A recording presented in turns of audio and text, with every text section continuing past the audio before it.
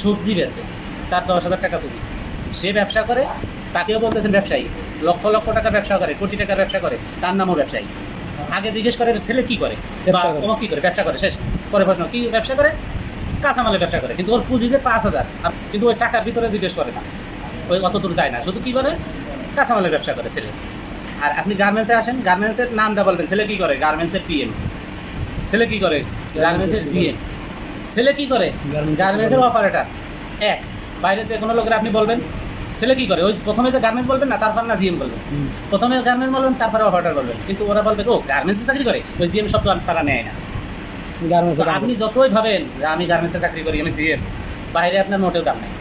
একটা কাঁচামালের ব্যবসা করে, এর যে দাম আছে, ঠিক আছে, আপনার সে দাম নেই। এই হলো গার্মেন্টস। তা আগে আপনাদের কী করতে হবে, গার্মেন্টসের জীবনটাকে আপনাকে আগে ধারণ করতে হবে, ওকে ধারণ করতে হবে, গর্ব করতে হবে যে আমি একজন গার্মেন্টস শ্রমিক।